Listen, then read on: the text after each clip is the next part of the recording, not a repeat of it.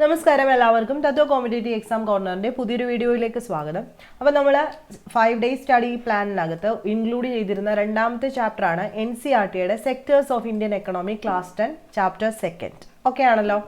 അപ്പോൾ ഇത് ഓൾറെഡി പഠിച്ചിട്ടിരിക്കുന്നവരാണെങ്കിൽ നിങ്ങൾ വിട്ടേക്കുക. അതല്ല ആദ്യമായിട്ട് പഠിക്കാൻ പോകുന്നവരാണെങ്കിൽ ഞാൻ എല്ലാ കാര്യങ്ങളും പറയുന്നുണ്ട് ഡീറ്റെയിൽഡ് ആയിട്ട്. വേണ്ട പോയിന്റ്സ് മാത്രം, ലൈൻ ബൈ ലൈൻ പഠിക്കേണ്ട കാര്യമൊന്നും നമുക്കില്ല. നമുക്ക് കാര്യം മനസ്സിലായാൽ മതി. ചോദ്യം ചോദിക്കുന്ന മേഖലകൾ മാത്രം നമുക്ക് മനസ്സിലായാൽ മതി. എന്നാൽ അത് മനസ്സിലാക്കേണ്ട കാര്യങ്ങൾക്കകത്ത് വരുന്ന ലിങ്ക് വരുന്നത് കൊണ്ട് ചില ലൈൻസ് നമ്മൾ എക്സ്പ്ലെയിൻ ചെയ്ത് പോവുകയും ചെയ്യും. അപ്പോൾ നമുക്ക് ഫാക്ടേഴ്സ് ഓഫ് പഠിക്കാനുണ്ട്, ഫാക്ടേഴ്സ് ഓഫ് പ്രൊഡക്ഷൻ പഠിക്കാനുണ്ട്.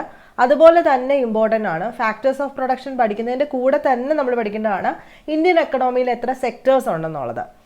അപ്പം നമുക്ക് എല്ലാവർക്കും അറിയാം 3 സെക്ടേഴ്സ് ആണുള്ളത് അല്ലേ. അറിയാവുന്ന കാര്യം ആദ്യം പറയാം. 3 സെക്ടേഴ്സ് ആണ് ഇന്ത്യൻ എക്കണോമിയിലുള്ളത്: പ്രൈമറി, സെക്കൻഡറി, ടെർഷറി. പ്രൈമറി എന്ന് വെച്ച് കഴിഞ്ഞാൽ നമുക്കറിയാം എന്താണ്, അഗ്രികൾച്ചർ ഉൾപ്പെടുന്നതാണ് പ്രൈമറി. സെക്കൻഡറി എന്താണ്, കൃഷി കഴിഞ്ഞാൽ വ്യവസായമാണ്. ടെർഷറി എന്ന് വെച്ച് കഴിഞ്ഞാൽ സേവന മേഖലയാണെന്നും എല്ലാവർക്കും അറിയാം. ഇതറിയാൻ വയ്യാത്തവരായിട്ട് ആരുമില്ല. അപ്പം നമുക്ക് നോക്കാം ചാപ്റ്ററിനകത്ത് എന്തൊക്കെയാണ് പറയുന്നതെന്ന് നോക്കാം. ഇവിടെ മുകളിൽ കുറേ പടമൊക്കെ കൊടുത്തിട്ടുണ്ട്. പടത്തിനകത്ത് പലതരത്തിലുള്ള ആക്ടിവിറ്റീസ് നടക്കുന്നതായിട്ട് നമുക്ക് കാണാം. അപ്പോൾ ശരിക്കും ഈ ആക്ടിവിറ്റീസ് ഓരോന്നും ഓരോ സെക്ടേഴ്സിൽ വരുന്ന കാര്യങ്ങളാണ്. ഇപ്പം ഈ ലെറ്റർ കൊണ്ടുവന്ന് കൊടുക്കുന്ന ഒരു സേവനമാണ്. ഇതെന്ന് പറയുന്നത് എന്താണ്, ഇത് പണി ചെയ്യുകയാണ് അല്ലേ, പണി ചെയ്യുകയാണ്, ഒരു വ്യവസായമാണ്, ഒരു കട്ട നിർമ്മിക്കുന്ന ഒരു വ്യവസായമാണ്. ഇതെന്ന് പറയുന്നത് തുണി വിൽക്കുകയാണ് അല്ലേ, ഇത് കൃഷിയാണ് ഇവിടെ ചെയ്യുന്നത്. അപ്പം അങ്ങനെ പലതരത്തിലുള്ള ടാസ്ക് ചെയ്യുന്ന പല ആൾക്കാരും നമ്മുടെ രാജ്യത്ത് ഉണ്ട്. അപ്പം അങ്ങനെ നമ്മൾ ആ ഒരു ബേസിസിൻ്റെ പേരിലാണ് പ്രൈമറി സെക്ടർ എന്നും ടെർഷറി സെക്ടർ എന്നും സെക്കൻഡറി സെക്ടർ എന്നും ഓരോ എക്കണോമിക് സെക്ടേഴ്സിനെ തിരിക്കുന്നത്. ഞാൻ പറഞ്ഞതുപോലെ തന്നെ പ്രൈമറി സെക്ടേഴ്സിനകത്ത് ആരൊക്കെയാണ് വരുന്നത്, അതായത് നാച്ചുറൽ പ്രോഡക്ട്സ് ആയിട്ടുള്ളതെല്ലാം. അതായത് ഡയറി ഫാം, നമ്മൾ ഡയറി ഫാമിൽ എന്താണ്, അവിടെ നിന്ന് പാല് കിട്ടുന്നത് നാച്ചുറലായിട്ട് കിട്ടുന്ന ഒരു കാര്യമാണ്. അഗ്രികൾച്ചർ, ഫിഷിങ്, ഫോറസ്ട്രി, ഇതെല്ലാം തന്നെ എന്താണ്, അത് പ്രൈമറി സെക്ടറിനകത്ത് വരുന്നതാണ്. എന്താണ്, നമുക്ക് നാച്ചുറലി കിട്ടുന്നതായിട്ടുള്ള പ്രോഡക്ട്സ് എല്ലാം തന്നെ ഉൽപ്പാദിപ്പിക്കുന്നത് പ്രൈമറി സെക്ടറിനകത്താണ്. അല്ലെങ്കിൽ അഗ്രികൾച്ചർ ആൻഡ് റിലേറ്റഡ് സെക്ടേഴ്സ് എന്ന് നമുക്ക് ചുരുക്കത്തിൽ പറയാം. അഗ്രികൾച്ചർ ആൻഡ് റിലേറ്റഡ് സെക്ടർ, കൃഷിയും അനുബന്ധമായിട്ട് വരുന്ന സെക്ടേഴ്സ്. അതിനകത്ത് ആരൊക്കെ വരും, കൃഷി വരും, ഡയറി വരും, അതുപോലെ ഫിഷിങ്ങും ഫോറസ്ട്രി, ഇതെല്ലാം തന്നെ എന്താണ്, പ്രൈമറി സെക്ടറിനകത്താണ് വരുന്നത്. ഓക്കെ ആണല്ലോ. അപ്പോൾ കാര്യം മനസ്സിലാക്കി വയ്ക്കുക. ഇനി the secondary sectors covers activity in which natural products are changed into other forms through ways of manufacturing that we associated with the industrial activity. നമുക്ക് നാച്ചുറലായിട്ട് കിട്ടുന്ന കാര്യങ്ങളെ നമ്മൾ എന്താക്കി മാറ്റുന്നു, നമുക്ക് ആവശ്യമുള്ള മറ്റു ഫോമിലേക്ക് മാറ്റുന്നു. എങ്ങനെ മാറ്റുന്നു, ഇൻഡസ്ട്രിയൽ ആക്ടിവിറ്റി ഒക്കെ നടത്തി അതിനെ മാനുഫാക്ചർ ചെയ്ത് എടുക്കുകയാണ് ചെയ്യുന്നത് സെക്കൻഡറി സെക്ടറിനകത്ത് അല്ലേ. ആദ്യം നാച്ചുറലി കുറേ സാധനങ്ങൾ കിട്ടുന്നു, അത് പ്രൈമറി സെക്ടറാണ്. അവിടെ നിന്ന് കിട്ടുന്ന സാധനങ്ങളെ നമ്മൾ മറ്റൊരു പ്രോഡക്റ്റായിട്ട് മാറ്റുന്നു, അത് സെക്കൻഡറി സെക്ടറാണ്. അതാണ് വ്യവസായം എന്ന് പറയുന്നത് അല്ലേ, വ്യവസായ മേഖല എന്ന് പറയുന്നത്. It is the next step after primary. The product is not produced by nature but has to be made, and therefore some process of manufacturing is essential. അതായത് ശരിക്കും കിട്ടുന്ന സാധനം, ഈ പ്രോഡക്റ്റ് എന്ന് പറയുന്നത് എന്താണ്, നേച്ചർ. നമ്മൾ ഇപ്പോൾ കട്ട ഉണ്ടാക്കുന്നു എന്ന് പറഞ്ഞു അല്ലേ. ഇവിടെ ക്ലേ എന്ന് പറയുന്നത് നമുക്ക് നേച്ചറിൽ നിന്നും ഡയറക്റ്റ് കിട്ടുന്നൊരു സാധനമാണ്. ഈ ക്ലേയെ നമ്മൾ പല പ്രോസസ്സിലൂടെ കടത്തി വിട്ട് കഴിഞ്ഞാലാണ് അത് എന്തായിട്ട് മാറുന്നത്, കട്ടയായിട്ട് മാറുന്നത് അല്ലേ. അത് ഏത് പ്രോസസ്സിനകത്ത് വരും, വ്യവസായത്തിനകത്തേക്ക് വരുന്നു. This could be in A factory. അപ്പോൾ അത് എവിടെയായിരിക്കും ഈ പ്രോസസ്സൊക്കെ നടക്കുന്നത്, നമുക്ക് കിട്ടുന്ന റോ മെറ്റീരിയൽസ് ഉപയോഗിച്ച് നമ്മളൊരു ഫാക്ടറിയിൽ അല്ലെങ്കിൽ വർക്ക്ഷോപ്പിൽ അല്ലെങ്കിൽ വീട്ടിൽ പുതിയൊരു സാധനം ഉണ്ടാക്കിയെടുക്കുകയാണ് എവിടെ ചെയ്യുന്നത്, സെക്കൻഡറി സെക്ടറിൽ ചെയ്യുന്നത്. ഇവിടെ cotton, using cotton fibre from the plant we spin yarn and weave cloth using sugar cane as a raw material we make sugar. or നമുക്കറിയാം പല കാര്യങ്ങളും അറിയാം. എങ്ങനെയാണ് നമ്മൾ പഞ്ചസാര നിർമ്മിക്കുന്നത്, എങ്ങനെയാണ് കോട്ടണിൽ നിന്നും തുണി നിർമ്മിക്കുന്നത്. അപ്പം കോട്ടൺ എന്ന് പറയുന്നത് എന്താണ്, പരുത്തിയാണ് അല്ലേ. പരുത്തി എന്ന് പറയുന്നത് നമുക്ക് നേച്ചറിൽ നിന്ന് കിട്ടുന്നതാണ്, അത് പ്രൈമറിയാണ്. അവിടെ നിന്ന് നമ്മൾ ക്ലോത്ത് ഉണ്ടാക്കുന്നത് സെക്കൻഡറി ആയിട്ട് മാറി. ഇനി പറയേണ്ട കാര്യമില്ലെന്ന് വിചാരിക്കുന്നു. അതാണ് ഇൻഡസ്ട്രിയൽ സെക്ടർ എന്ന് വിളിക്കും, സെക്കൻഡറിയെ എന്ത് വിളിക്കും, ഇൻഡസ്ട്രിയൽ സെക്ടർ എന്ന് വിളിക്കും. അപ്പോൾ പ്രൈമറി എന്താണ്, agriculture and related sector. Secondary എന്താണ്, ഇൻഡസ്ട്രിയൽ സെക്ടർ. ഡൗട്ട് ഇല്ലല്ലോ, പുതിയതായിട്ട് വരുന്ന ആൾക്കാർക്കും സംശയമില്ലെന്ന് വിചാരിക്കുന്നു. ഇനിയും വരുന്ന അടുത്തത് ടെറിഷറി സെക്ടർ എന്ന് വിളിക്കുക. അപ്പോൾ പ്രൈമറി വന്നു, സെക്കൻഡറി വന്നു. ഇനി മൂന്നാമത്തെ സെക്ടറിന്റെ പേരെന്താണ്? After primary and secondary there is a third category of activities that falls under the tertiary sector and is different from the above two. These are activities that help in development of the primary and secondary sectors. അപ്പം tertiary എന്ന് പറയുന്ന sector ശരിക്കും പറഞ്ഞാൽ ഈ പ്രൈമറിയെയും സെക്കൻഡറിയെയും help ചെയ്യുന്നു, അല്ലെങ്കിൽ അതിൻ്റെ ഡെവലപ്മെൻറ്റിനെ help ചെയ്യുന്ന ഒരു സെക്ടറാണെന്ന് നമുക്ക് പറയാം. These activities by themselves do not produce a good, but they aid or a support for the production process. ശരിക്കും ഈ ടെറിഷറിയിൽ നമ്മളൊരു പുതിയ പ്രോഡക്റ്റ് ഉണ്ടാക്കുന്നുണ്ടോ എന്ന് ചോദിച്ചു കഴിഞ്ഞാൽ പ്രൊഡ്യൂസ് ചെയ്യുന്നില്ല പുതിയൊരു ഗുഡ്, എങ്കിൽ പോലും ദേ ആർ ആൻ എയ്ഡ്, അല്ലെങ്കിൽ ഒരു സപ്പോർട്ടാണ്, പ്രൊഡക്ഷൻ പ്രോസസ്സിന് ഒരു സപ്പോർട്ട് കൊടുക്കുന്നുണ്ട് ഏത് ടെറിഷറി സെക്ടർ എന്ന് പറയുന്നത്. For example, goods that are produced in a primary or secondary sector would need to be transported by trucks or train and then sold in wholesale and retail shop. At times it may be necessary to store these godowns. We also may need to talk to others over telephone or send letters or borrow money from banks to help production and trade. Transport, storage, communication, banking, trade, ഇതെല്ലാം എന്താണ്? Tertiary activities ആണ്. അപ്പോൾ നമ്മൾ പറഞ്ഞു ഒരു പുതിയൊരു സാധനം produce ചെയ്യുന്നില്ലായിരിക്കും, പക്ഷേ ഈ പ്രൈമറി സെക്കൻഡറിയെ നന്നായിട്ട് ഡെവലപ്പ് ചെയ്യാനായിട്ട് ഹെൽപ്പ് ചെയ്യുന്ന ഒരു സെക്ടറാണ് ടെറിഷറി. അവിടെ ശരിക്കും വരുന്നത് പച്ച മലയാളത്തിൽ പറയുകയാണെങ്കിൽ നമ്മൾ പറയും സേവന മേഖല എന്ന് പറയും. എന്താ സേവനം എന്ന് വെച്ച് കഴിഞ്ഞാൽ ടീച്ചിങ് ഒരു സേവനമാണ്, ലോയർ ഒരു സേവനമാണ്, ഡോക്ടർ ഒരു സേവനമാണ്, ബാങ്കിങ് ഒരു സേവനമാണ്, ഈ പറഞ്ഞതുകൊണ്ട് ട്രേഡിംഗ് ഒരു സേവനമാണ്, കമ്മ്യൂണിക്കേഷൻ ഒരു സേവനമാണ്, ഗോഡൗണിൽ സൂക്ഷിക്കുക അതൊരു സേവന മേഖലയാണ്, സ്റ്റോറേജ് ചെയ്യുക എന്നുള്ളത് ആണല്ലോ. അപ്പോൾ ഈ സേവന മേഖല എന്ന് പറഞ്ഞു കഴിഞ്ഞാൽ എന്താണ്? പ്രൈമറി സെക്കൻഡറിയെ ഹെൽപ്പ് ചെയ്യാൻ നിൽക്കുന്ന, അല്ലെങ്കിൽ അതിനെ ഡെവലപ്പ് ചെയ്യാൻ ഹെൽപ്പ് ചെയ്യുന്ന ഒരു സെക്ടറാണ് സേവന മേഖല എന്ന് നമുക്ക് വിളിക്കും. ഇംഗ്ലീഷിൽ അതിനെ സർവീസ് സെക്ടർ എന്ന് വിളിക്കാം. സംശയമില്ലല്ലോ. അവിടെ ശരിക്കും എന്താണ്? ഒരിക്കലും സർവീസ് ആണ് ഉണ്ടാക്കുന്നത് ഗുഡ്സിനേക്കാളും, പുതിയൊരു പ്രോഡക്റ്റ് ഉണ്ടാക്കുന്നതിനപ്പുറത്തോട്ട് അവിടെ ഏറ്റവും കൂടുതൽ ജനറേറ്റ് ചെയ്യപ്പെടുന്നത് എന്താണ്? ഒരു സേവനം അഥവാ സർവീസ് ആണ്. അപ്പം മൂന്നിൻ്റെ പേരെന്താ? പ്രൈമറിയെ നമ്മൾ വിളിക്കും അഗ്രികൾച്ചർ ആൻഡ് റിലേറ്റഡ് സെക്ടർ, സെക്കൻഡറിയെ നമ്മൾ വിളിക്കും ഇൻഡസ്ട്രിയൽ സെക്ടർ, ടെറിഷറിയെ നമ്മൾ വിളിക്കും സർവീസ് സെക്ടർ. ഇതാണ് നമ്മുടെ എക്കണോമിക്, അതായത് ഇന്ത്യൻ എക്കണോമിയുടെ പ്രധാനപ്പെട്ട 3 സെക്ടറുകൾ എന്ന് പറയുന്നത്. സംശയമില്ലല്ലോ. ഇനി നമ്മൾ ഇതിനെ കമ്പയർ ചെയ്യാൻ പോവുകയാണ്. കമ്പയറിങ് ദീസ് 3 സെക്ടേഴ്സ്, 3 സെക്ടേഴ്സിനെ കമ്പയർ ചെയ്ത് നോക്കുന്നു. നമുക്കറിയാം ഈ 3 എണ്ണം എന്താണ്? ഇന്റർ കണക്റ്റഡ് ആണ് അല്ലേ? നമ്മളിപ്പോൾ ആദ്യമേ പറഞ്ഞു പ്രൈമറി സെക്ടർ നന്നായിട്ട് വർക്ക് ചെയ്താലേ സെക്കൻഡറി സെക്ടർ നന്നായിട്ട് വർക്ക് ചെയ്യത്തുള്ളൂ. സെക്കൻഡറി സെക്ടറും പ്രൈമറി സെക്ടറും നന്നായാൽ മാത്രമേ ടെറിഷറി സെക്ടറിന് നന്നായിട്ട് പ്രവർത്തിച്ച് കാശ് ഉണ്ടാക്കാനൊക്കത്തുള്ളൂ. സോ അതെല്ലാം ഇന്റർ കണക്റ്റഡ് ആണെന്ന് നമുക്ക് ഒറ്റ നോട്ടത്തിൽ മനസ്സിലായി. അപ്പോൾ ഇവിടെ ഒരു എക്സാമ്പിൾ പോലെ അവർ പറയുന്ന കുറച്ച് കാര്യങ്ങളാണ് ഇവിടെ കിടക്കുന്നത്. ഇതിൽ നിന്നും പലതും നമുക്ക് അറിയാവുന്ന കാര്യങ്ങളാണ്. ഫൈനൽ ഗുഡ്സ് എന്താണെന്ന് അറിയാം, സർവീസ് എന്താണെന്ന് നമുക്കറിയാം. അപ്പോൾ ഒന്ന് നോക്കട്ടെ. With so many thousands of goods and service produced, you might think this is an impossible task. Not only would the task be enormous, you might also wonder how we can up cars and computers and nails the future. It won't make sense. You are right, think so. To get around this problem, economists suggest that the value of goods and service should be used rather than adding up the actual numbers. അതായത് ഇവിടെ ഒരു example പറയുന്നുണ്ട് മനസ്സിലാവാൻ. 10,000 kilogram wheat ഈ sold at ₹20 per kg. The value of wheat will be എത്രയായിരിക്കും? 2 ലക്ഷമായിട്ട് മാറുന്നു. The value of 5,000 coconut, 15 രൂപയാണ് ഒരു കോക്കനട്ട് എങ്കിൽ 75,000. Similarly the value of goods and service in the 3 sectors R calculated. അതിനുശേഷം എന്ത് ചെയ്യുന്നു? നമ്മൾ കൂട്ടുകയാണ് ചെയ്യുന്നത്. അപ്പോൾ എന്താ പറയുന്നത്? നമ്മളിപ്പം നോക്കുക ഓരോന്നിനും എത്ര രൂപയായി എന്ന് ചോദിക്കുന്ന സമയത്ത് നമ്മൾ എന്താ പറയുന്നത്? 1 കിലോയുടെ എടുക്കും അല്ലേ? 1 കിലോ എടുത്തിട്ട് ടോട്ടൽ എത്രയുണ്ടോ അത് ആഡ് ചെയ്താണ് നമ്മൾ പോകുന്നത്. ഇങ്ങനെ ഓരോ സെക്ടേഴ്സിലും പ്രൊഡ്യൂസ് ചെയ്യുന്ന സർവീസ് ആയിക്കോട്ടെ ഗുഡ്സിൻ്റെ എല്ലാം കൂടെ വാല്യൂ നമ്മൾ എന്ത് ചെയ്യും?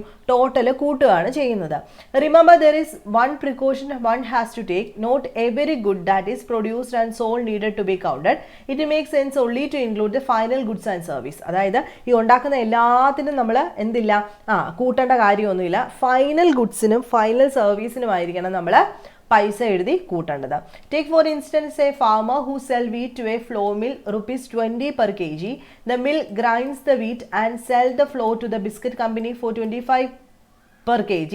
The biscuit company uses the flour and things such as sugar and oil to make 4 packets of biscuit. It sells biscuit in the market to the consumers for rupees 80. Biscuits are the final good, that is goods that reach the consumers. നമുക്കറിയാവുന്ന കാര്യം തന്നെയാണ് ഇവിടെ പറയുന്നത്. ഗോതമ്പ് ആദ്യം കർഷകൻ വിതച്ചു, കൊയ്തു, അതിനുശേഷം മില്ലുകാർക്ക് കൊടുത്തു അല്ലേ, പൊടിക്കാനായിട്ട്. മില്ലുകാരന് കൊടുത്ത് 20 രൂപയ്ക്കാണ്. ആ മില്ലുകാരൻ ആ വിറ്റ്, അതായത് പൊടിച്ചതിന് ശേഷം 25 രൂപയ്ക്ക്, കിലോയ്ക്ക് 25 രൂപയ്ക്ക് ബിസ്ക്കറ്റ് കമ്പനിക്ക് വിൽക്കുന്നു.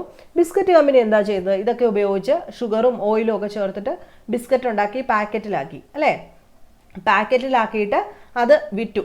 ആർക്ക്? കൺസ്യൂമേഴ്സിന് വിറ്റു. അതായത് ഒരു പാക്കറ്റിന് 20 രൂപയ്ക്കാണ് അദ്ദേഹം അത് വിൽക്കുന്നത്. അങ്ങനെ 4 പാക്കറ്റിന് 80 രൂപയ്ക്ക് വിറ്റു. അപ്പോൾ ഇവിടുത്തെ ഫൈനൽ ഗുഡ് എന്ന് പറയുന്ന ആരാണ്? ബിസ്ക്കറ്റ് ആണ് അല്ലേ. അപ്പോൾ ഇതിൻ്റെ ഇടയ്ക്ക് കുറേ ഇൻ്റർമീഡിയറ്ററി ഗുഡ്സ് വരുന്നുണ്ട്. അതാണ് നമ്മളിപ്പോൾ ആദ്യം പറഞ്ഞത്. തുടക്കത്തിലുള്ള ഗോതമ്പ് പൊടിച്ചു, അതിനുശേഷം ഇതെല്ലാം ആഡ് ചെയ്തു, അതിനുശേഷം പാക്കറ്റിലാക്കി. ഇതെല്ലാം എന്താണ്? ഇൻ്റർമീഡിയറ്ററി ഗുഡ്സ് ആയിട്ടാണ് വരുന്നത്. ഫൈനൽ ഗുഡ് എന്ന് പറയുന്നത് ബിസ്ക്കറ്റ് ആണ്. Why are only final goods and service counted? In contrast to final goods, goods such as wheat and wheat flour in this example are intermediate goods. ഞാനിപ്പോൾ പറഞ്ഞ കാര്യമാണ്. Intermediate goods are used up in the producing final goods and services. The value of final goods already included and the value of all the intermediate goods that are used in making the final good. അതായത് നമ്മൾ economics പറയുന്ന സമയത്ത് double കൗണ്ടിങ്ങിനെ പറ്റി പറയാറുണ്ട് അല്ലേ. Double counting എന്ന് വെച്ച് കഴിഞ്ഞാൽ എന്താണ്? ഒരു സാധനത്തിന് തന്നെ പലവട്ടം ഓരോ സ്ഥലത്തും വില ഇടുന്നതിനെയാണ് നമ്മൾ ഡബിൾ കൗണ്ടിങ് എന്ന് വിളിക്കുന്നത്. ശരിക്കും പറഞ്ഞു കഴിഞ്ഞാൽ എന്താണ്?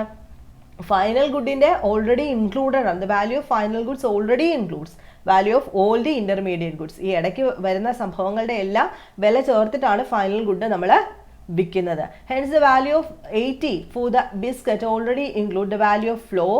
Similarly, the value of all other intermediate good would have been included. To count the value of flour mill and the wheat separately is therefore not correct, because then we would counting the value of the same thing as the number of time. First as wheat, then the flour, and finally the biscuit. അപ്പോൾ ശരിക്കും ഗോതമ്പാണ് ഇതിന് കാരണമായെങ്കിലും ഗോതമ്പിൻ്റെ കൂട്ടും പിന്നെ അടുത്ത ആളെന്താണ്? ഗോതമ്പിൻ്റെയും പൊടിച്ച കൂലിയുടെ കൂട്ടത്തിൽ തന്നെ ഇവർ ആഡ് ചെയ്യുന്നതിൻ്റെ കൂട്ടത്തിൽ ഗോതമ്പ് പ്ലസ് ഞങ്ങൾ ഇത്ര പഞ്ചസാര ഇട്ടു പ്ലസ് ഇത്ര ഓയിൽ ഒഴിച്ചു. അപ്പോൾ അവർ പിന്നെയും ഡബിൾ കൗണ്ട് ചെയ്തുകൊണ്ടേ ഇങ്ങനെ ഇരിക്കുകയാണ്.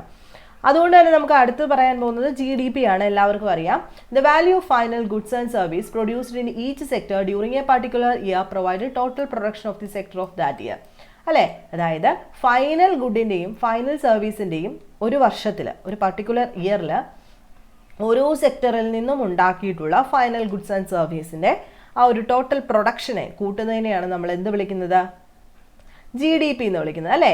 Some production of into 3 sectors. അതായത് ഒരു സെക്ടറിൽ നിന്നും ഉണ്ടായ ഫൈനൽ ഗുഡ്സ് സർവീസ് അത് ഒരു വർഷത്തെ കണക്കാക്കും. അടുത്ത സെക്ടർ ടെറിഷറി എടുത്തു, പ്രൈമറി എടുത്തു, സെക്കൻഡറി എടുത്തു. ഇത് മൂന്നും കൂടെ കൂട്ടിക്കഴിഞ്ഞാൽ നമുക്ക് എന്ത് കിട്ടും? ഒരു വർഷത്തെ GDP അഥവാ ഗ്രോസ് ഡൊമസ്റ്റിക് പ്രോഡക്റ്റ് കിട്ടുന്നതായിരിക്കും അല്ലേ. ഗ്രോസ് ഡൊമസ്റ്റിക് പ്രോഡക്റ്റ് ആഭ്യന്തരത്തിനകത്ത്, അതായത് ടെറിട്ടറിക്കകത്തെ കാര്യമാണ് പറയുന്നത്. It is the value of all final goods and service produced within a country during a particular year. GDP shows how big the economy is. അത് നമുക്ക് അറിയാവുന്ന കാര്യമായതുകൊണ്ട് ഇനി ഞാൻ പറയണ്ടല്ലോ. ഇതെല്ലാം നമുക്ക് അറിയാവുന്നതാണ്, എങ്കിലും ലൈൻ ബൈ ലൈൻ എക്സ്പ്ലെയിൻ ചെയ്യുന്നതാണ്. അപ്പോൾ ഒന്നും കൂടെ പറയാം. ഡബിൾ കൗണ്ടിങ് മറക്കണ്ട. +2 പഠിക്കുമ്പോൾ ഒന്നുകൂടെ പറയാം. ഞാൻ ഇന്ന് ടെലഗ്രാമിനകത്ത് ഫുൾ വീഡിയോസ് 4 വീഡിയോസ് കൊടുത്തിട്ടുണ്ട്. അതിനകത്ത് 3 എണ്ണം മാക്രോ എക്കണോമിക്സിൻ്റെ നാഷണൽ ഇൻകം അക്കൗണ്ടിങ് മാത്രമാണ്.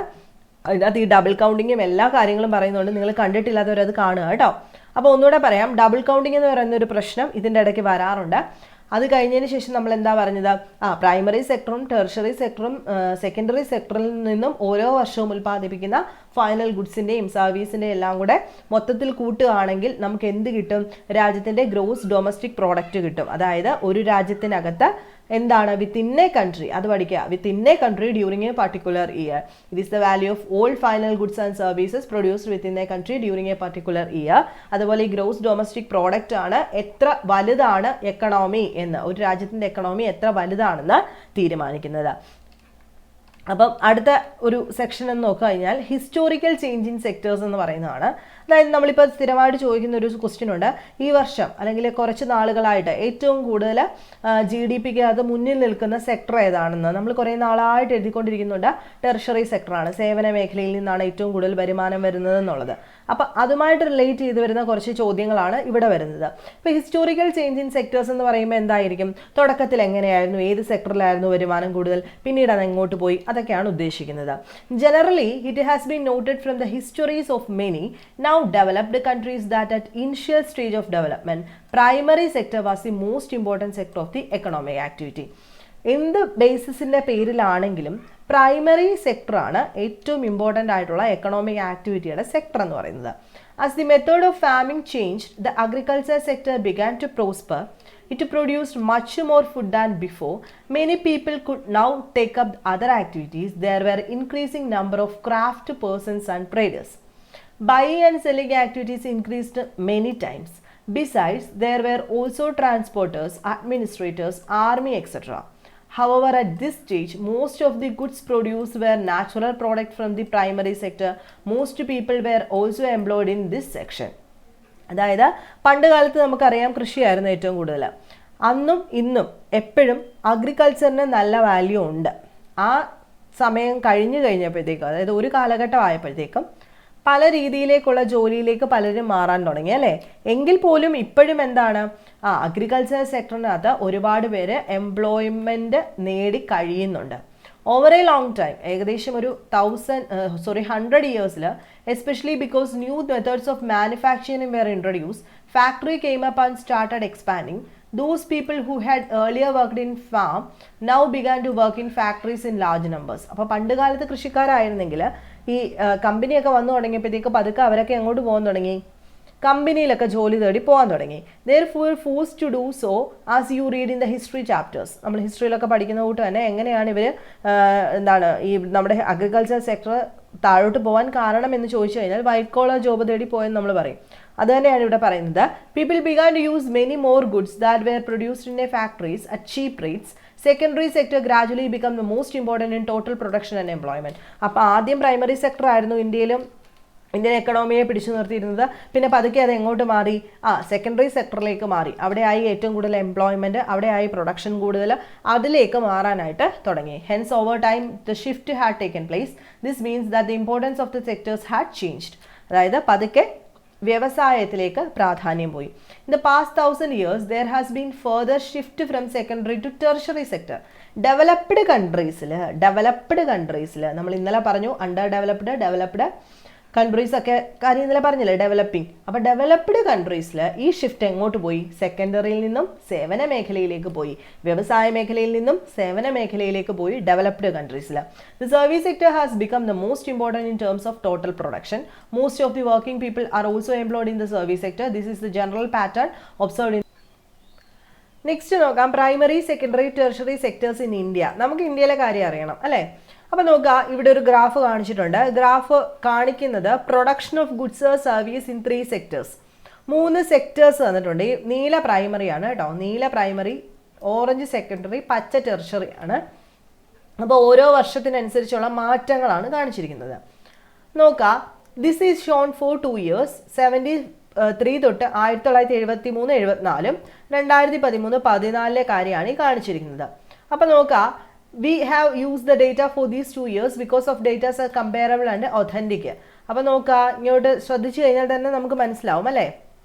ഇങ്ങോട്ട് നോക്കിയേ, 73-74 കുറച്ച് മുന്നിൽ നിൽക്കുന്ന ആരാണ്, നമ്മുടെ അഗ്രികൾച്ചറാണ്. രണ്ടാമത്തെ സെക്ഷനിൽ ടെർഷറി സെക്ടറാണ് കുറച്ച് മുമ്പേ നിൽക്കുന്നത്. വ്യവസായ മേഖല എന്ന് പറയുന്നത് ചുരുക്കമായിരുന്നു. ഇനി ഈ ഒരു 2013-14 മേഖല എടുക്കുവാണെങ്കിൽ ഏറ്റവും കൂടുതൽ ഉയർന്നത് ഏതാണ്, ടെർഷറി സെക്ടറും അതിനുശേഷം സെക്കൻഡറി സെക്ടർ, ഏറ്റവും ലാസ്റ്റാണ് പ്രൈമറി സെക്ടർ അല്ലേ. അതായത് വരുന്നതിനനുസരിച്ചിട്ട് GDP തരുന്നത്, ഏറ്റവും കൂടുതൽ GDP പ്രൊഡ്യൂസ് ചെയ്യുന്ന ഒരു സെക്ടർ ഏതാണ്, ടെർഷറി സെക്ടറാണെന്ന് നമുക്ക് മനസ്സിലാക്കാൻ സാധിക്കും. നോക്കാം, rising importance of the tertiary sector in production. പതുക്കെ ടെർഷറി സെക്ടറിൻ്റെ പ്രൊഡക്ഷൻ അല്ലെങ്കിൽ അതിൻ്റെ ഇമ്പോർട്ടൻസ് കൂടുന്നു. 1973-74 2013-14 കമ്പയർ ചെയ്യുമ്പോൾ while production in all 3 sectors has increase, it has increase the most in the tertiary sector. എല്ലാം കൂടിയിട്ടുണ്ട്, പക്ഷേ ടെർഷറി സെക്ടറിനാണ് വളരെയധികം ഒരു ഉയർച്ച ഉണ്ടായിരിക്കുന്നത്. The tertiary sector has emerged as the largest producing sector in India, replacing the primary sector. തുടക്കത്തിൽ primary sector ആയിരുന്നു കൈയടക്കിയ മേഖല. എങ്കിൽ പിന്നീട് അത് മാറിയിട്ട് എന്തിലേക്ക് പോയി? സേവന മേഖല ഏറ്റവും കൂടുതൽ GDP പ്രൊഡ്യൂസ് ചെയ്യുന്ന രീതിയിലേക്ക് പോയി. First, in any country, several services such as hospitals, education institutions, post telegraph service, police station, court, village administrative officer, municipal administrative offices, അല്ലെങ്കിൽ municipal corporation, defence, transport, bank, insurance company, ഇതെല്ലാം എന്ത് വേണം? ഒരു രാജ്യമായാൽ വേണം അല്ലേ? These can be considered as basic service. നമ്മളൊരു രാജ്യം consider ചെയ്താൽ ഏറ്റവും ബേസിക് ആയിട്ടുള്ള സർവീസാണ് ഈ പറഞ്ഞതെല്ലാം തന്നെ. Health institutions, education institutions, post വേണം, ടെലഗ്രാം വേണം, ടെലഗ്രാഫ് സർവീസ് വേണം, പോലീസ് സ്റ്റേഷൻ വേണം, വില്ലേജ് ഓഫീസുകൾ വേണം, മുനിസിപ്പൽ കോർപ്പറേഷൻ വേണം, പഞ്ചായത്ത് വേണം, ഡിഫൻസ് വേണം, ട്രാൻസ്പോർട്ട് സിസ്റ്റം വേണം. ഇതൊക്കെ നമ്മുടെ രാജ്യത്തിന്റെ ബേസിക് സർവീസ് അല്ലേ? In a developing country the government has to take responsibility for the provision of these service. അതായത് ഡെവലപ്പിംഗ് ആണ് കേട്ടോ, ഡെവലപ്ഡ് അല്ല കേട്ടോ. ഡെവലപ്പിംഗ് കൺട്രീസിൽ പോലും ഗവൺമെന്റ് ആണ് ഇതിന്റെ എല്ലാം ആ ഒരു പ്രൊവിഷന്റെ റെസ്പോൺസിബിലിറ്റി ഏറ്റെടുക്കുന്നത് ആണല്ലോ നമ്മുടെ രാജ്യത്തും. Second, the development of agriculture and industry leads to the development of service such as transport, trade, storage and the like as we have already seen. Greater the development of the primary and secondary sector, more would be the demand for such services. തുടക്കത്തിലേ നമ്മൾ പറഞ്ഞു ഇതെല്ലാം എന്താണ്? Inter related ആണ്. എന്താ കാര്യം? Primary sector വളരുമ്പോൾ secondary sector വളരും.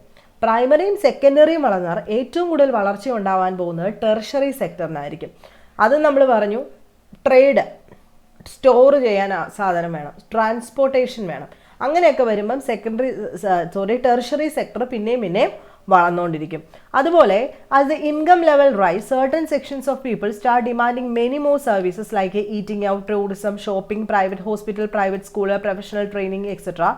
അപ്പോൾ അടുത്തൊരു കാരണം എന്താണ്? ഇപ്പം ഇവിടെ പറയുന്നത് എന്തൊക്കെ കാരണം കൊണ്ട് ടെർഷറി സെക്ടർ വളർന്നു എന്നാ. ആദ്യം നമ്മൾ പറഞ്ഞിട്ടുണ്ടായിരുന്നു പ്രൈമറിയും സെക്കൻഡറി വളർന്നാൽ ഓട്ടോമാറ്റിക്കായിട്ട് ടെർഷറി വളരും. രണ്ടാമത് ഈ ഇൻകം കൂടുക, ആൾക്കാരുടെ ഇൻകം കൂടുമ്പോൾ ആൾക്കാരുടെ ഡിമാൻഡ് കൂടും അല്ലെ? കുറച്ചുകൂടെ നല്ല സർവീസ് വേണം, ഞങ്ങൾക്ക് പുറത്ത് പോയി കഴിക്കാൻ നല്ല ഹോട്ടൽ വേണം, ടൂറിസം സ്പേസ് വേണം, ഷോപ്പിംഗ് നടത്താൻ നല്ല ഷോപ്പിംഗ് മാൾ വേണം, ഞങ്ങൾക്ക് ഗവൺമെൻറ് ഹോസ്പിറ്റലിലെ ഫെസിലിറ്റീസ് പോരാന്ന് പറഞ്ഞിട്ട് പ്രൈവറ്റ് വേണം, പ്രൈവറ്റ് സ്കൂളുകൾ വേണം, അല്ലെങ്കിൽ പ്രൊഫഷണൽ ട്രെയിനിങ് സെൻറ്ററുകൾ വേണം, യോഗ സെൻറ്ററുകൾ വേണം, അങ്ങനെ ഇങ്ങനെ ആവശ്യങ്ങൾ കൂടിക്കൊണ്ടേയിരിക്കും അല്ലേ? Fourth, over the past decade or so, certain new services such as those based on information and communication technology have become important and essential. ഇപ്പോൾ വന്നിരിക്കുന്ന ഏറ്റവും വലിയ ടെർഷറി സെക്ടറിനകത്തെ മാറ്റം ഡിപ്പെൻഡ് ചെയ്യുന്നത് പ്രധാനമായിട്ടും എന്തിനെയാണ്? നമ്മുടെ IT കമ്പനികൾ വന്നതോടുകൂടിയിട്ടാണ്. Information technology, communication technology develop ആയതാണ് നമ്മുടെ ടെർഷറി സെക്ടർ ഏറ്റവും കൂടുതൽ ഇപ്പോൾ ഡെവലപ്പ് ആവാൻ പ്രധാനപ്പെട്ട കാരണം എന്ന് പറയുന്നത്. ഇതെല്ലാം ഓരോ പോയിന്റ് ആണ് കേട്ടോ. However, you must remember that not all of the service sector is going equally well. നമ്മൾ പഠിച്ചത് എന്താണ് ഇപ്പം? എല്ലാ സെക്ടറും ഇപ്പോൾ ഈക്വൽ ആയിട്ട് വളരണമെന്നില്ല.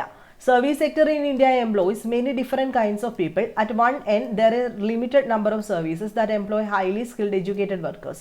At the other end, there were a very large number of workers engaged in service such as small shopkeepers, repair person, transport persons, etc. ഈ higher level ജോലി ചെയ്യുന്ന ആൾക്കാർ ചിലപ്പോൾ കുറവായിരിക്കും, പക്ഷേ കുറച്ച് താഴോട്ട് വന്നു കഴിഞ്ഞാൽ ഷോപ്പ് കീപ്പേഴ്സ് ഒരുപാടുണ്ട് അല്ലേ? സ്മോൾ ഷോപ്പ് കീപ്പേഴ്സ് ഒരുപാടുണ്ട്, റിപ്പയർ ചെയ്ത് ജീവിക്കുന്ന ആൾക്കാരുണ്ട്, ട്രാൻസ്പോർട്ട് സിസ്റ്റത്തിൽ വർക്ക് ചെയ്യുന്ന ആൾക്കാർ, ഇതെല്ലാം തന്നെ എന്താണ്? സർവീസ് സെക്ടറാണ് അല്ലേ? അവിടെ വലിയൊരു ആൾക്കാർ ജോലി ചെയ്യുന്നുണ്ട്. These people barely manage to earn a living and yet they perform these services because no alternative opportunity for work are available to them. ഇവർ ജോലി ചെയ്യുന്നത് തന്നെ എന്തായിരിക്കും? ഇവർക്ക് വേറെ വഴിയൊന്നും ഇല്ല, ചെറിയൊരു വരുമാനമാണെങ്കിൽ പോലും ഇവർ അവിടെ ജോലി ചെയ്യും. Hence only a part of this sector is growing in importance. You should read more about the next section. അടുത്ത സെക്ഷൻ നമ്മൾ ഡീറ്റെയിൽഡ് ആയിട്ട് പറയുന്നുണ്ട്. അപ്പോൾ ഇവിടെ ഇത്രയും നമ്മൾ പറയാനുള്ള പ്രധാനപ്പെട്ട കാര്യം PSC ചോദിച്ചിട്ടുമുണ്ട്. ഏറ്റവും കൂടുതൽ ഇപ്പം GDP-യിലേക്ക് പ്രൊവൈഡ് ചെയ്യുന്ന, ഏറ്റവും കൂടുതൽ എമൗണ്ട് പ്രൊവൈഡ് ചെയ്യുന്ന, അല്ലെങ്കിൽ ഏറ്റവും കൂടുതൽ പെർസെൻറ്റേജ് പ്രൊവൈഡ് ചെയ്യുന്നത് ടെർഷറി സെക്ടറാണ്. നമ്മളിപ്പോൾ ടെർഷറി സെക്ടർ എന്തുകൊണ്ട് വളർന്നു എന്ന് പറയുന്നതിനുള്ള റീസൺസ് ആണ് ഒരു 2-3 എണ്ണം പറഞ്ഞത്. അടുത്ത് നോക്കാം, where are most of the people employed. എവിടെയാണ് ഏറ്റവും കൂടുതൽ ആൾക്കാർക്ക് ജോലി എന്ന് പറയുന്നത്? ഇത് ഗ്രാഫ് 2 ആണ് കേട്ടോ. ഇത് രണ്ടാമത്തെ ഗ്രാഫ് 2, ഇതാണ് ഗ്രാഫ് 2 എന്ന് പറയുന്നത്. ഈ graph 2 represent percentage share of 3 sectors in GDP. GDP-യിലേക്ക് എത്ര പെർസെൻറ്റേജ് ആണ് ഓരോ ഗ്രൂപ്പും കൊടുക്കുന്നത് എന്നുള്ളതാണ് പറയുന്നത്. Now you can directly see the changing importance of the sectors over 40. ഒരു 40 വർഷത്തിന് ശേഷം അന്നത്തെ അതേ എമൗണ്ട് 73 തൊട്ട് 74 വരെയും 2013-14 എത്രത്തോളം GDP-യിലേക്ക് ഓരോന്നും പ്രൊവൈഡ് ചെയ്തിരുന്നു അവരുടെ ആ ഒരു ഔട്ട്പുട്ട്. ഇവിടെ നോക്കുക, ഏറ്റവും കൂടുതലെന്ന് പറയാൻ പറ്റില്ല, 73-74 അഗ്രികൾച്ചർ എന്ന് പറയുന്നത് വളരെ, അതായത് പ്രൈമറി സെക്ടർ നന്നായിട്ട് GDP-യിലേക്ക് കോൺട്രിബ്യൂട്ട് ചെയ്തിരുന്നു. എന്നാൽ വളരെ കുറവായിരുന്നു വ്യവസായം.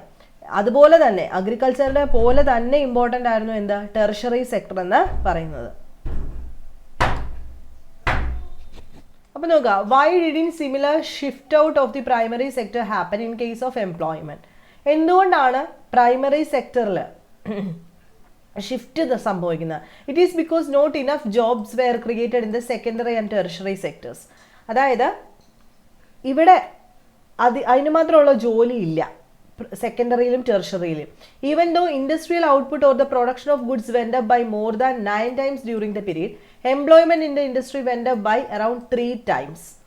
And same applies to the tertiary sector as well. While production in the service sector rose by 14 times, employment in the service sector rose around 5 times. അതായത് ഇവിടെ എംപ്ലോയ്മെന്റ് വളരെ കുറവാണ് ടെർഷറിയിലും സെക്കൻഡറിയിലും. എന്നാൽ അടുത്ത പ്രശ്നം എന്താണ്, അഗ്രികൾച്ചർ മേഖലയിൽ ആൾക്കാർ ഒരുപാടുണ്ട്, പക്ഷെ അതിന് മാത്രമുള്ള ജോലി അവിടെ ഇല്ലാതെ വന്നു അല്ലേ. അപ്പം ഇതിൻ്റെ അർത്ഥം എന്താണ്, there are more people in agriculture than is necessary. അതായത് ഈ അഗ്രികൾച്ചറിന് വേണ്ട ആൾക്കാർ 10 പേരാണെങ്കിൽ അതിന് വേണ്ടി ജോലിക്ക് ഇരിക്കുന്ന ആൾക്കാർ 20 പേരാണ്. So even if you move a few people out, production will not be affected. അതായത് കുറച്ച് പേര് മാറി നിന്നാലും ഇവിടെ പ്രൊഡക്ഷനെ ഒന്നും ബാധിക്കത്തില്ല. In other words, workers in the agriculture sectors are underemployed. അപ്പം നമുക്ക് പറയാം ഇവർ അണ്ടർ എംപ്ലോയിഡ് ആണെന്ന് വെച്ച് കഴിഞ്ഞാൽ എന്താണ്, വർക്ക് അത്രയൊന്നുമില്ല പക്ഷെ ചെയ്യാൻ അതിൽ കൂടുതൽ ആൾക്കാരുണ്ട്. സോ അണ്ടർ എംപ്ലോയിഡ് എന്ന് പറയാം നമുക്ക് ആ ഒരു കേസിനെ. For instance, take the case of small farmer. For example പറയുകയാണ്, ലക്ഷ്മി, അദ്ദേഹത്തിന് 2 hectares ഉണ്ട്, സ്വന്തമായിട്ടുണ്ട്, അൺഇറിഗേറ്റഡ് ലാൻഡ് ആണ്, depend only on rain and growing crops. അതായത് അവിടെ ഇറിഗേഷൻ പ്രോസസ്സ് ഒന്നും നടക്കുന്നില്ല, മഴയെ ആശ്രയിച്ചിരിക്കുന്നു. ജോവാറും അർഹാറും ഒക്കെയാണ് അവിടെ കൃഷി ചെയ്യുന്നത്. All 5 members of her family work in the plot round year. 5 പേരുണ്ട് അവരുടെ ഫാമിലി, എല്ലാവരും അവിടെ വർക്ക് ചെയ്യുകയാണ്. They have nowhere else to go for work. You will see that every one is working. None remains ideal, but in actual fact there is labour effort gets divided. 5 പേർ കൂടെ ചെയ്യാനുള്ള ജോലിയൊന്നും അവിടെ ഇല്ല, പക്ഷെ 5 പേരും work ചെയ്യുന്ന എവിടെയാണ്, അവിടെ തന്നെ. Each one is doing some work but no one is fully employed. എല്ലാവരും ഇച്ചിരി ചെയ്യുന്നുണ്ട്, പക്ഷെ അവർക്കെല്ലാം ഫുള്ളി എംപ്ലോയിഡ് ആണോ എന്ന് ചോദിച്ചു കഴിഞ്ഞാൽ അല്ല. This is A situation of under employment. ഇതാണ് അണ്ടർ എംപ്ലോയ്മെന്റ്. ഇത് PSC ചോദിക്കാം സ്റ്റേറ്റ്മെന്റ് വൈസിൽ. അണ്ടർ എംപ്ലോയ്മെന്റ് എന്ന് വെച്ച് കഴിഞ്ഞാൽ ചെയ്യാൻ ഒരുപാട് ആൾക്കാരുണ്ട് പക്ഷെ ചെയ്യാൻ അത്രയ്ക്കൊന്നും ഇല്ല. Of under employment is hidden in contrast to someone who does not have a job and is clearly visible as unemployed. Hence it is also called disguised unemployment. അതായത് അണ്ടർ എംപ്ലോയ്മെന്റിനെ നമുക്ക് ഡിസ്ഗൈസ്ഡ് അൺഎംപ്ലോയ്മെന്റ് എന്ന് വിളിക്കാം. എന്താ കാര്യം, നമുക്കിപ്പോൾ പറഞ്ഞു അല്ലേ, potential ഒരുപാടുണ്ട് പക്ഷെ ചെയ്യാനൊന്നുമില്ല. അപ്പോൾ ഒരാൾ ഫുള്ളി പൊട്ടൻഷ്യൽ ഉപയോഗിച്ച് അയാൾ ചെയ്യുമ്പോൾ അയാൾക്ക് കിട്ടുന്ന ഒരു ഇൻകം ഉണ്ട്. ആ ഇൻകം ഒരിക്കലും ഈ ഫുള്ളി സാറ്റിസ്ഫൈഡ് അല്ലാതെ 5 പേര് ചെയ്യേണ്ട ജോലി 10 പേര് ചെയ്താൽ അതിനനുസരിച്ചുള്ള വരുമാനവും കിട്ടില്ല, അവർക്ക് ഫുൾ ഒരു ജോലി ഉണ്ടെന്ന് പറയാനും പറ്റില്ല. അതിനെയാണ് നമ്മൾ ഡിസ്ഗൈസ്ഡ് അൺഎംപ്ലോയ്മെന്റ് എന്ന് വിളിക്കുന്നത്. അതുപോലെ വേറൊരു കേസ് ഇവിടെ പറയുന്നുണ്ട്. ഒരു ലാൻഡ് ലോഡ്, സുഖറാം എന്ന് പറയുന്ന ലാൻഡ് ലോഡ് ഈ ലക്ഷ്മിയുടെ 5 members ഉള്ളവരിൽ നിന്നും അവർ വിളിച്ചു, ഒരു 2 members-നെ എന്ത് ചെയ്യാൻ വിളിച്ചു, അദ്ദേഹത്തിൻ്റെ ലാൻഡിലേക്ക് പണിയെടുക്കാൻ വിളിച്ചു. അങ്ങനെ വന്നു കഴിഞ്ഞപ്പോൾ Lakshmi's family is now able to earn some extra income through wages. ആ 2 പേർക്ക് അവിടെ നിന്ന് കുറച്ച് കൂലി കിട്ടും അല്ലേ. Since you do not need the people to look after the small plot, 2 people moving out does not affect the production on their farm. നമ്മൾ already പറഞ്ഞു 5 പേര് ചെയ്യേണ്ട ജോലിയൊന്നും ഈ ലക്ഷ്മിയുടെ പ്ലോട്ടിൽ ഇല്ല. 2 പേര് പോയപ്പോൾ അവിടുന്ന് അവർക്കൊരു വരുമാനം കിട്ടി. ഇപ്പോൾ അവർ പോയെന്നും പറഞ്ഞുകൊണ്ട് ഈ പ്ലോട്ടിലെ പണി നടക്കാതിരിക്കുമോ? ഇല്ല, കാരണം അത്രയും പേർ ആവശ്യം അവിടെ ഇല്ലായിരുന്നു. In the above example, 2 people may move to work in a factory. Once again the earning of the family would increase and they would also continue to produce as much as their land. ഇനി 2 പേരും കൂടെ പോകാമെന്ന് വെച്ചോ, factory ജോലിക്ക് പോകുന്നു. Factory ജോലിക്ക് പോയാൽ അവർക്കും കൂടെ ഏണിങ് വരുമ്പോഴത്തേക്ക് ലക്ഷ്മിയുടെ കുടുംബത്തിൽ കുറച്ചേറെ പൈസ കിട്ടുവാണ്. എങ്കിലും ഇവരുടെ സ്വന്തം ഭൂമിയിൽ ജോലി നടക്കും, ആ ചെയ്യാനുള്ള ജോലിയേ ഉള്ളൂ. There are lakhs of farmers like Lakshmis in India. This means that even if we remove a lot of people from agricultural sectors and provide them with proper work elsewhere, agricultural production will not be suffer. കാരണം ഇപ്പോൾ പറയുന്ന മനസ്സിലായല്ലോ, ഇനി ഈ ഇത്രയും ആൾക്കാർ 5 പേര് ചെയ്യേണ്ട ഭൂമിയിൽ 20 പേര് ചെയ്തുകൊണ്ടിരിക്കുകയാണ്. ഇവരിൽ നിന്ന് നമ്മൾ കുറച്ച് പേരെ മാറ്റിയിട്ട് അവർക്ക് വേറൊരു ജോലി കൊടുത്താലും ഇവിടുത്തെ അഗ്രികൾച്ചറൽ സെക്ടറിന് ഒന്നും സംഭവിക്കില്ല. അത് നന്നായിട്ട് നടക്കുമെന്ന് തന്നെയാണ് പറയുന്നത്. കാരണം പ്രൈമറി സെക്ടറിൽ അണ്ടർ എംപ്ലോയ്മെന്റ് ആണ് നടക്കുന്നത്. The income of the people who take up other work would increase the total family income. അങ്ങനെ വന്നു കഴിഞ്ഞാൽ, അതായത് ഇവിടെ ജോലി ചെയ്തുകൊണ്ടിരിക്കുന്നവർ മറ്റു ജോലി ഏൽപ്പിച്ചാൽ ആ ഇൻകം എന്ന് പറയുന്നത് ഫാമിലിക്ക് വലിയൊരു മുതൽക്കൂട്ടായിരിക്കും. ഫാമിലി ഇൻകം വളരുന്നതിനനുസരിച്ച് നമ്മുടെ നാഷണൽ ഇൻകവും കൂടും, അല്ലേ? This under employment can also happen in other sectors. വേറൊരു പല സെക്ടേഴ്സിലും ഇത് നടക്കാറുണ്ട്, അല്ലേ? അതായത് നമുക്ക് വേണമെങ്കിൽ IT സെക്ടറിൽ പറയാം. IT സെക്ടറിൽ 50 പേര് ജോലി ചെയ്യേണ്ട, ഫോർ എക്സാമ്പിൾ 50 പേര് ജോലി ചെയ്യേണ്ട ഒരു ഫേം, അവിടെ 100 പേരെ വെക്കുകയാണെന്ന് വെച്ചോ. 100 പേരെ വെക്കുകയാണ്. ഈ 100 പേരെ വെച്ച് കഴിഞ്ഞാൽ അവിടെയും അണ്ടർ എംപ്ലോയ്മെന്റ് ആണ് നടക്കുന്നത്. ശരിക്കും 50 പേരുടെ പണിയേ ഉള്ളൂ. അവിടെ 100 പേരെന്ന് പറയുമ്പം ഈ ബാക്കിയുള്ള 50 പേർക്ക് അല്ലെങ്കിൽ ഈ 50 പേർക്ക് അവരുടെ ഫുൾ പൊട്ടൻഷ്യൽ എടുക്കേണ്ടി വരില്ല, അല്ലേ? ഈ കിട്ടുന്ന ജോലി എല്ലാവരുടെ പാതി എല്ലാവരും പിച്ച് പറിച്ചെടുത്തുകൊണ്ട് പോവുകയാണ്. അതിനനുസരിച്ചുള്ള സാലറി അവർക്ക് കിട്ടിയെന്നും വരില്ല.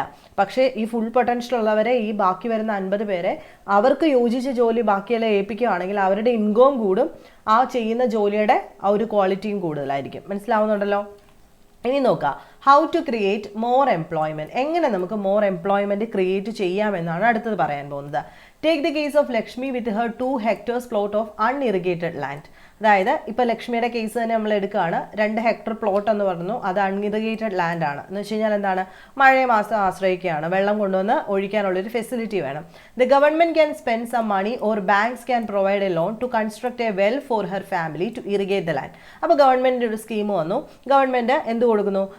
കിണർ കൊടുത്തു. എന്തിനു വേണ്ടിയിട്ട്? ഇറിഗേഷൻ നടത്താൻ വേണ്ടിയിട്ട്. Lakshmi will then be able to irrigate her land and take a second crop wheat during the rabi season. അങ്ങനെ വന്നപ്പം ലക്ഷ്മി ഒരു ക്രോപ്പും കൂടെ അവിടെ ഇൻട്രൊഡ്യൂസ് ചെയ്തു, വീറ്റ്, റാബി സീസണിൽ തന്നെ.